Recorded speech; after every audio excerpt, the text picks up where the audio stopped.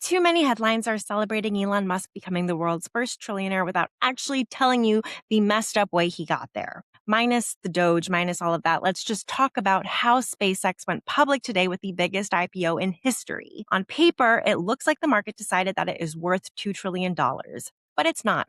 And Elon Musk should not be a trillionaire.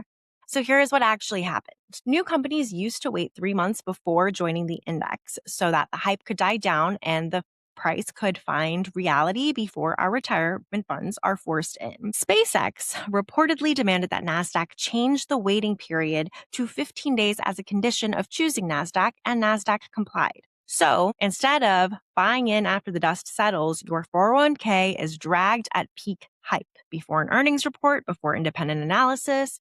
And furthermore, SpaceX only made 3% of its shares available to the public, which normally would limit how much weight it carries in the index. However, NASDAQ also eliminated that rule and then applied a 3 times multiplier to SpaceX's index weight so that your fund has to buy it as if 3 times more of the stock exists than it actually does. The artificial demand drives the price up further, and SpaceX gets the benefit of billions of dollars in forced purchases without actually having to give the public meaningful ownership. Furthermore, there is more. Morningstar, which is one of the most trusted independent investment research firms, says that SpaceX is actually worth $780 billion.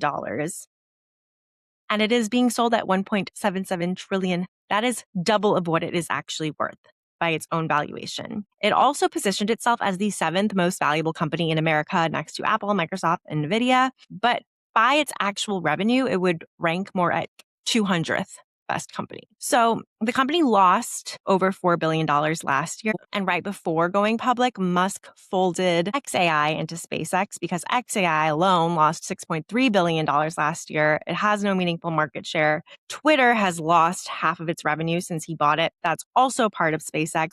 So your retirement fund was just forced to buy Starlink, Rockets, a failing AI product, and a social media platform that is in decline, all valued at twice of what it is worth.